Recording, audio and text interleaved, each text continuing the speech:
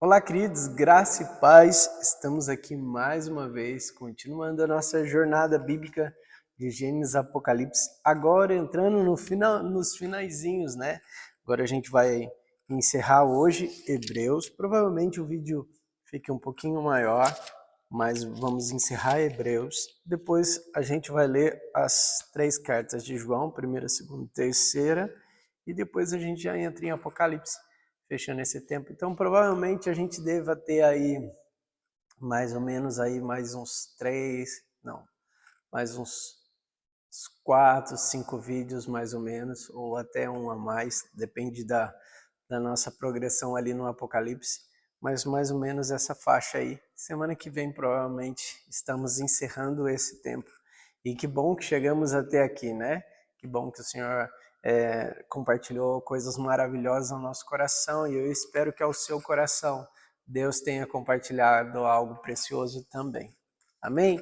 Já vamos lá, já deixa seu joinha aí, já pega seu papel, sua caneta, deixa tudo preparado para que você não precise sair desse momento, se distrair com outras coisas desse momento, ok? Vamos orar?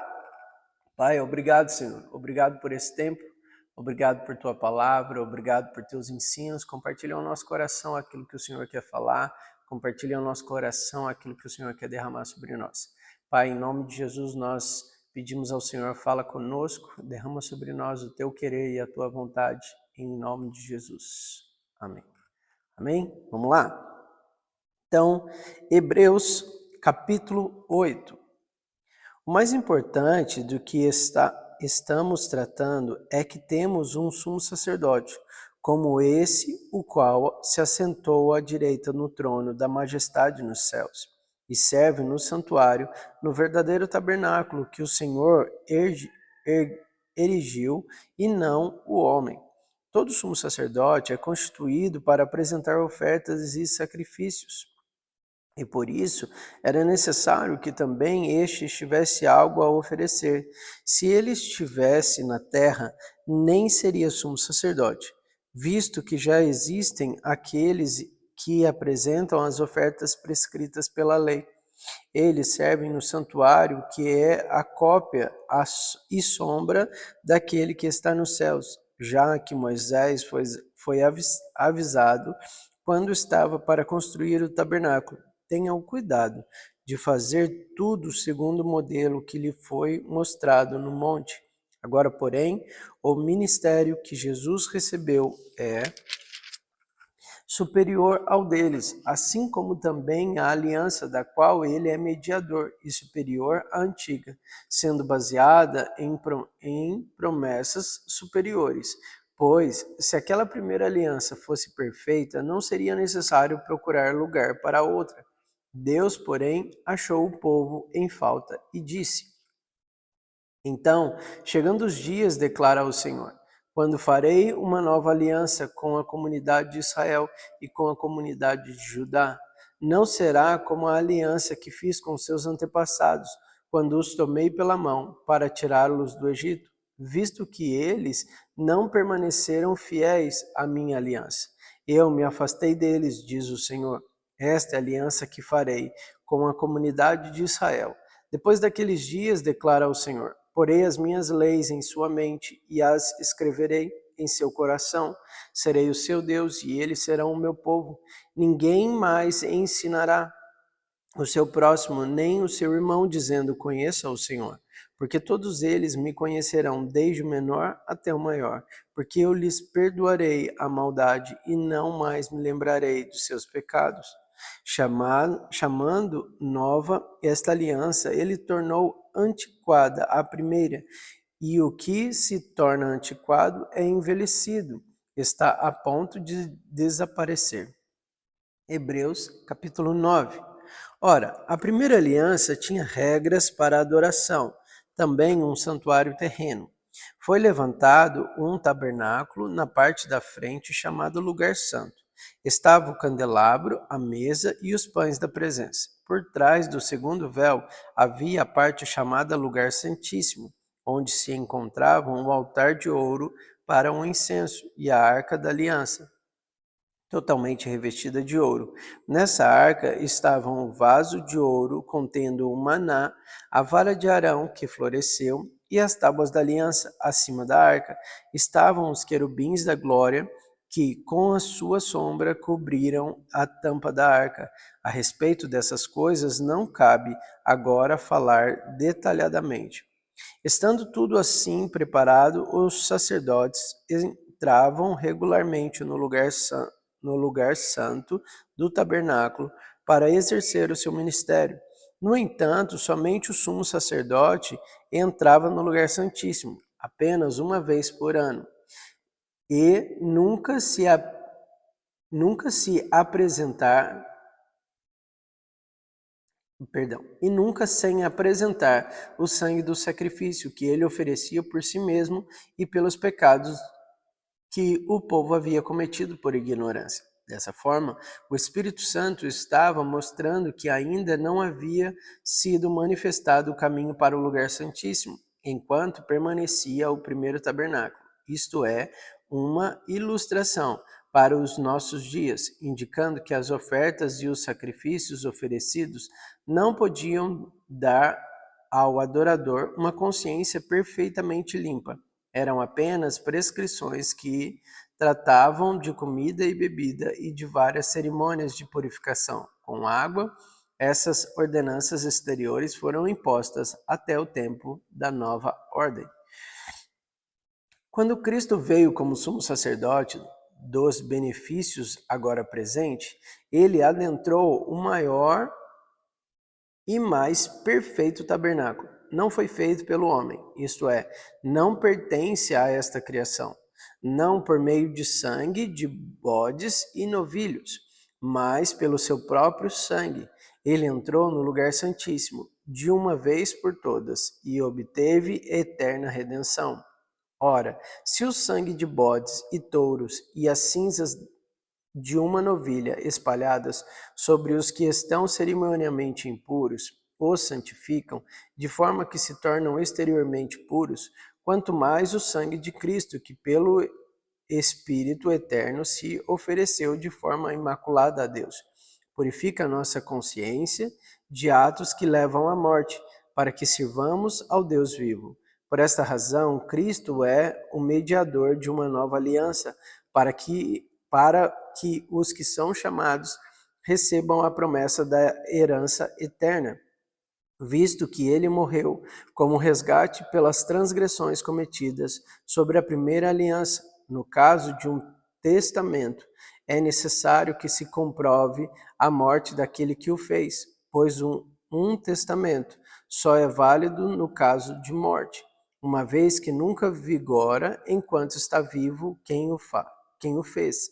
Por isso, nem a primeira aliança foi sancionada sem sangue, quando Moisés terminou de proclamar todos os mandamentos da lei, e todo o povo levou o sangue de novilho e de bodes, e também água, lã vermelha e ramos de isopo, e aspergiu o próprio livro e todo o povo, dizendo: Este é o sangue da aliança de Deus, que Deus ordenou que vocês obedeçam. Da mesma forma, aspergiu com o sangue o tabernáculo e todos os utensílios da sua cerimônia. De fato, segundo a lei, quase todas as coisas são purificadas com sangue, e sem derramamento de sangue não há perdão. Portanto, era necessário que as cópias das coisas que estão nos céus fossem purificadas como esses sacrifícios, mas as próprias coisas celestiais com sacrifícios superiores. Pois Cristo não entrou em santuário feito por homens, uma simples representação do verdadeiro. Ele entrou no céu para agora se apresentar diante de Deus em nosso favor. Não, porém, para se oferecer repetidas vezes, à semelhança do sumo sacerdote, que entra no lugar santíssimo todos os anos com sangue alheio. Se assim fosse, Cristo precisaria sofrer muitas vezes, desde o começo do mundo, mas agora ele apareceu uma vez por todas no fim dos tempos,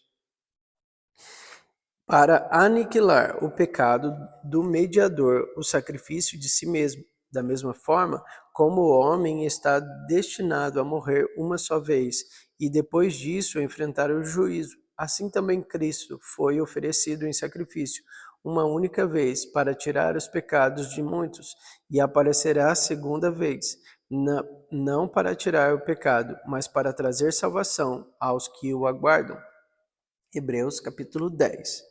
A lei traz apenas uma sombra dos benefícios que hão de vir, e não a sua realidade. Por isso, ela nunca consegue, mediante os mesmos sacrifícios repetidos ano após ano, aperfeiçoar os que se aproximam para adorar. Se pudesse fazê-lo, não deixariam de ser oferecidos? Pois os adoradores, tendo sido purificados uma vez por todas, não mais se sentiriam culpados de seus pecados. Contudo, esses sacrifícios são uma recordação anual dos pecados, pois é impossível que o sangue de touros, perdão, de touros e de bodes tire pecados. Por isso, quando Cristo veio ao mundo, disse: sacrifício e oferta não quiseste, mas um corpo me preparaste, de holocaustos e ofertas pelo pecado. Não te agradaste. Então eu disse: aqui estou. No livro está escrito a meu respeito: vim para fazer a tua vontade, ó Deus. Primeiro, ele diz: sacrifícios, ofertas, holocaustos e ofertas pelo pecado não quiseste, nem deles te agradastes, os quais eram feitos conforme a lei. Então acrescentou: aqui estou, vim para fazer a tua vontade. Ele cancela o primeiro para estabelecer o segundo. Pelo cumprimento dessa vontade, fomos santificados por meio do sacrifício do corpo de Jesus Cristo, oferecido uma vez por todas.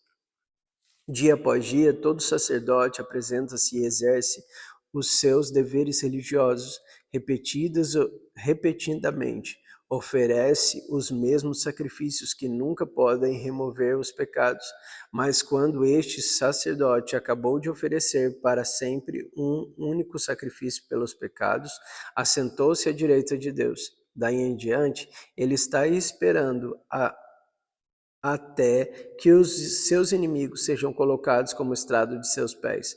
Porque por meio de um único sacrifício ele aperfeiçoou para sempre os que estão sendo santificados.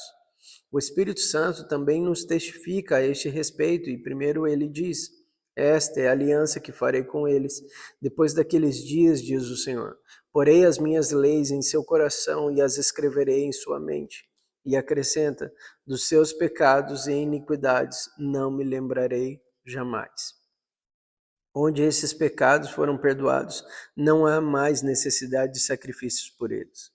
Portanto, irmãos, temos plena confiança para entrar no lugar santíssimo pelo sangue de Jesus, por um novo e vivo caminho, que ele nos abriu por meio do véu, isto é, do seu corpo. Temos, pois, um grande sacerdote sobre a casa de Deus.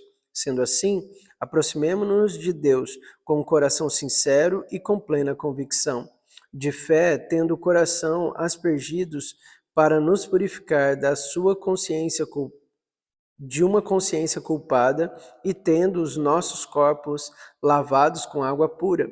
Apeguemo-nos com firmeza à esperança que professamos, pois aquele que prometeu é fiel, e consideremos uns aos outros para nos incentivarmos ao amor e às boas obras. Não deixemos de reunirmos como igreja, segundo o costume de alguns, mas procuremos encorajar-nos uns aos outros, ainda mais quando vocês veem que se aproxima o dia. Se continuarmos a pecar deliberadamente, depois que recebemos o conhecimento da verdade, já não resta sacrifício pelos pecados, mas tão somente uma terrível expectativa de juízo e de fogo intenso que consumirá os inimigos de Deus. Quem rejeita a lei de Moisés morria sem misericórdia pelo depoimento de 2 ou 3 testemunhas. Quão mais severo castigo julgam vocês? Merece aquele que pisou aos pés do Filho de Deus, profanou o sangue da aliança pelo qual ele foi sacrificado, e insultou o Espírito da graça? Pois conhecemos aquele que disse: a mim pertence a vingança, e eu retribuirei. E outra vez, o Senhor julgará o seu povo. Terrível coisa é cair nas mãos do Deus vivo. Lembre-se dos primeiros dias, depois que vocês foram iluminados, quando suportaram muitas lutas e muito sofrimento. Algumas vezes vocês foram expostos a insultos, tribulações. Em outras ocasiões, fizeram-se solidários com os que assim foram tratados. Vocês se compadeceram dos que estavam na prisão e aceitaram alegremente o confisco dos seus próprios bens, pois sabiam que possuíam bens superiores e permanentes. Por isso, não abram mão da confiança que vocês têm. Ela será ricamente recompensada. Vocês precisam perseverar, de modo que, quando tiverem feito a vontade de Deus, recebam o que ele prometeu. Pois em breve, muito em breve, aquele que vem virá, e não demorará. Mas o meu justo viverá pela fé, e se retroceder, não me agradarei dele. Nós, porém, não somos dos que retrocedem e são destruídos, mas dos que creem e são salvos. Hebreus capítulo 11. Ora, a fé é a certeza daquilo que esperamos e a prova das coisas que não vemos, pois foi por meio dela que os antigos receberam bom testemunho. Pela fé, entendemos que o universo foi formado pela palavra de Deus, de modo que aquilo que se vê não foi feito do que é visível. Pela fé, Abel ofereceu a Deus um sacrifício superior ao de Caim. Pela fé, ele foi reconhecido como justo quando Deus aprovou as suas ofertas, embora esteja morto, por meio da fé ainda fala. Pela fé, Enoque foi arrebatado, de modo que não experimentou a morte, e já não foi encontrado, porque Deus o havia arrebatado. Pois antes de ser arrebatado, recebeu o testemunho de que tinha agradado a Deus. Sem fé, é impossível agradar a Deus, pois quem dele se aproxima precisa crer que ele existe e que recompensas aqueles que o buscam. Pela fé, Noé, quando avisado a respeito de coisas que ainda não se viam, movido pelo santo temor, constituiu uma arca para salvar a sua família. Por meio da fé, ele condenou o mundo e tornou-se herdeiro da justiça que é segundo a fé. Pela fé, Abraão, quando chamado, obedeceu e dirigiu-se a um lugar que mais tarde receberia como herança, embora não soubesse para onde estava indo. Pela fé, peregrinou na terra prometida, como se estivesse em terra estranha. Viveu em tendas, bem como Isaque e Jacó, co-herdeiros da mesma promessa, pois ele esperava a cidade que tem alicerces, cujo arquiteto e edificador é Deus. Pela fé, Abraão e também a própria Sara, apesar de estéril e avançada em idade, recebeu poder para gerar um filho, porque considerou fiel aquele que lhe havia feito a promessa. Assim, daquele homem já sem vitalidade originaram-se descendentes tão numerosos como as estrelas do céu, e tão incontáveis como as areias da praia do mar. Todos estes vieram pela fé e morreram sem receber o que tinha sido prometido. Viram-no de longe e de longe o saudaram, reconhecendo que eram estrangeiros e peregrinos na terra.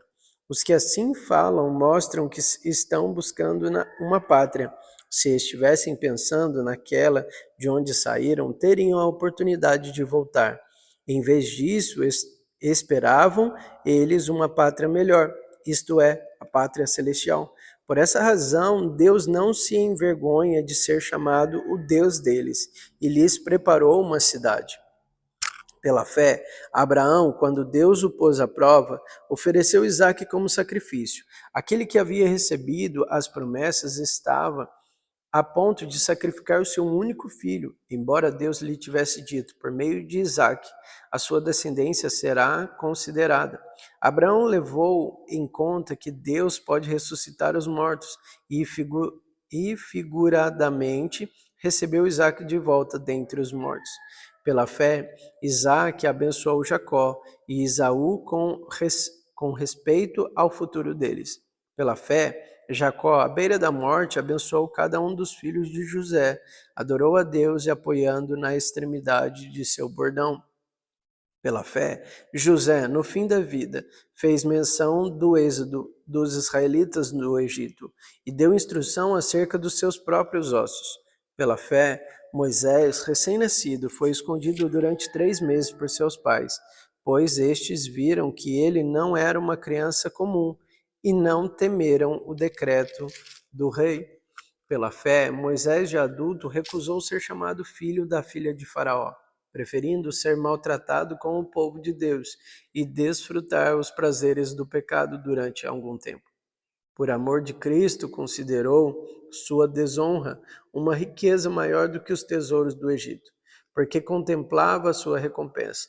Pela fé, saiu do Egito, não temendo a ira do rei, perseverou, porque via aquele que é invisível. Pela fé, celebrou a Páscoa e fez a aspersão do sangue, para que o destruidor não tocasse nos filhos mais velhos dos israelitas.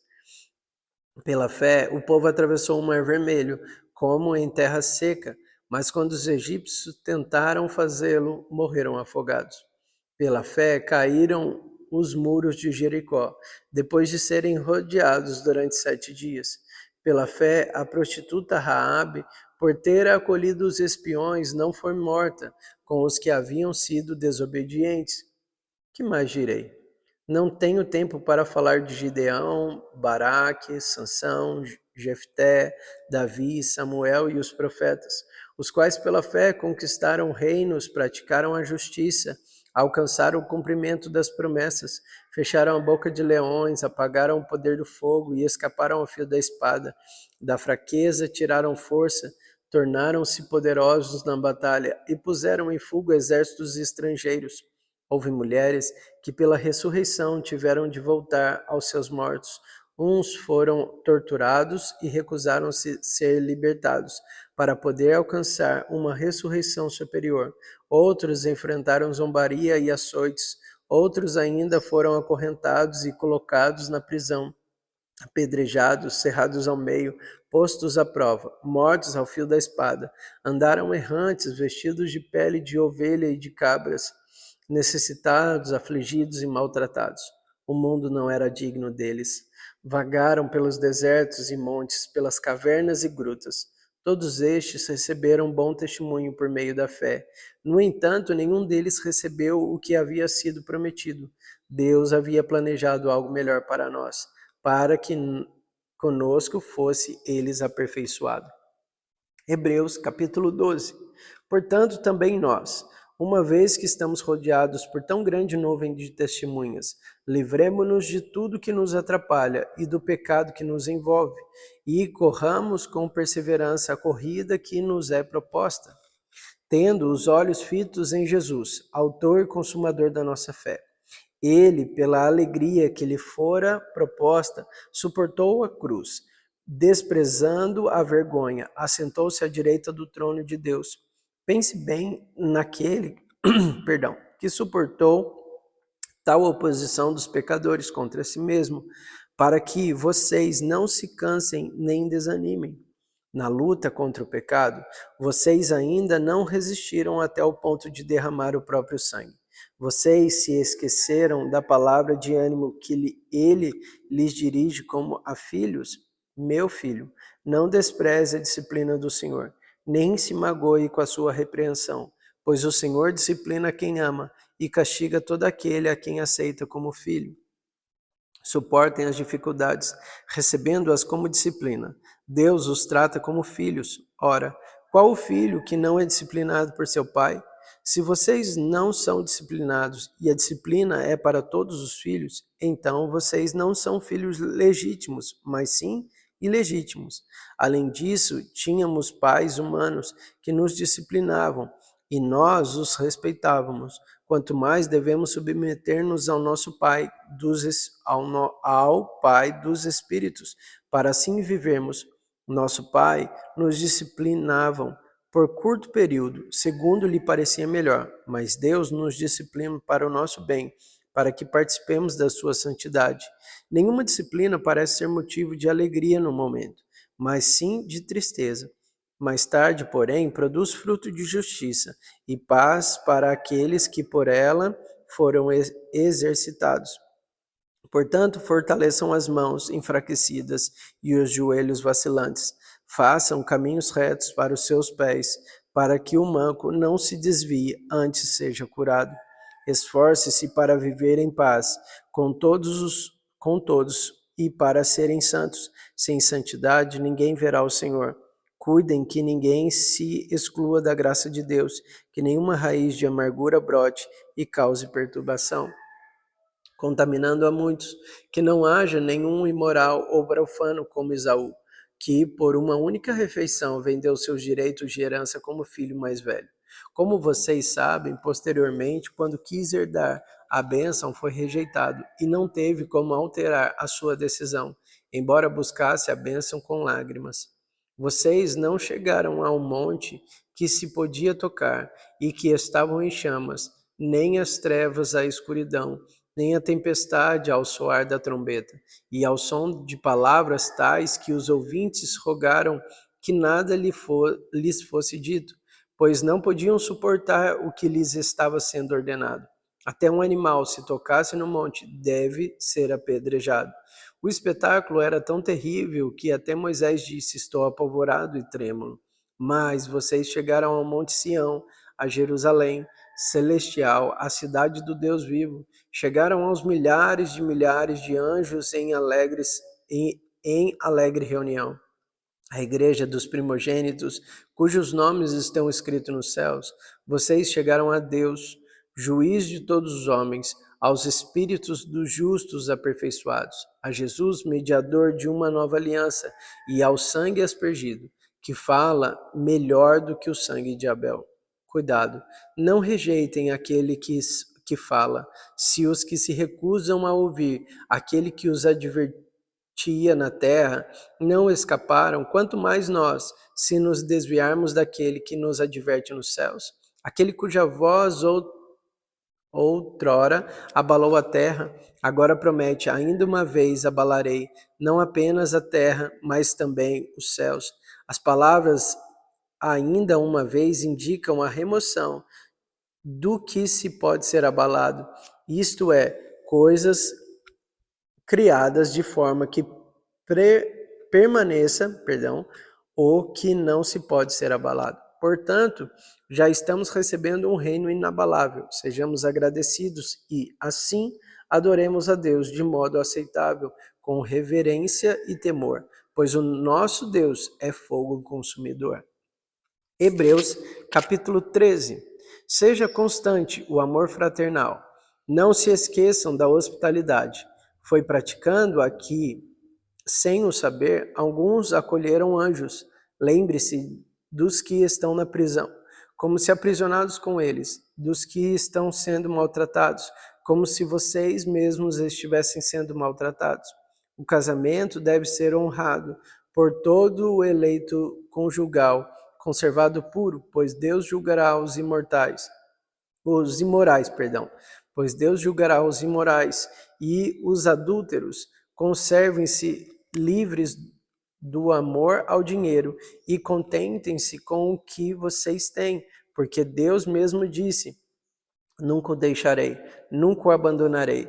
Podemos, pois, dizer com confiança: O Senhor é meu ajudador, e não temerei o que me podem fazer os homens.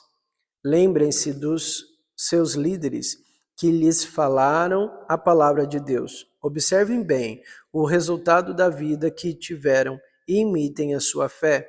Jesus Cristo é o mesmo, ontem, hoje e para sempre.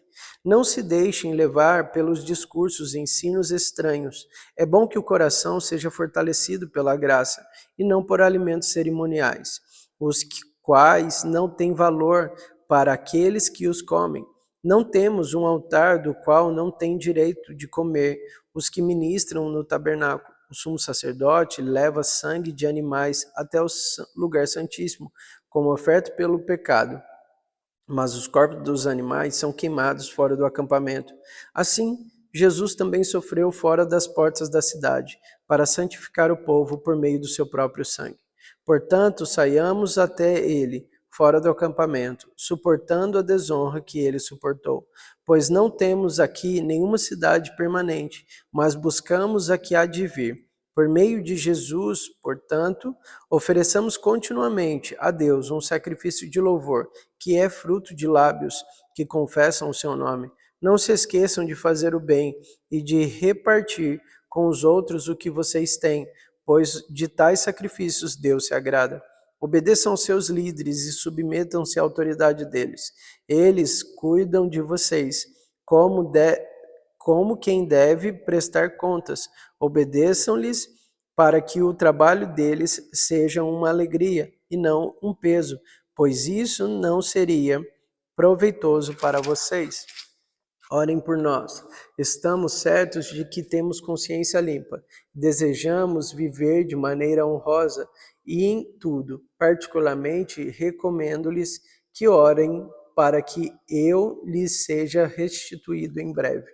O Deus da paz, que pelo sangue da aliança eterna trouxe de volta dentre os mortos o nosso Senhor Jesus, o grande pastor de ovelhas, os aperfeiçoe em todo o bem para fazer a vontade dele e opere em nós o que lhe é agradável, mediante Jesus Cristo, a quem seja glória para todo sempre. Amém. Irmãos, peço-lhe que suportem as minhas palavras de exortação. Na verdade, que eu lhes escrevi é pouco. Quero que saibam que o nosso irmão Timóteo foi posto em liberdade. Se ele chegar logo, irei vê-los com ele. Saudem a todos os seus líderes e a todos os santos. Os da Itália lhes enviam saudações. A graça seja com todos vocês. Amém. Que Deus te abençoe poderosamente e até amanhã.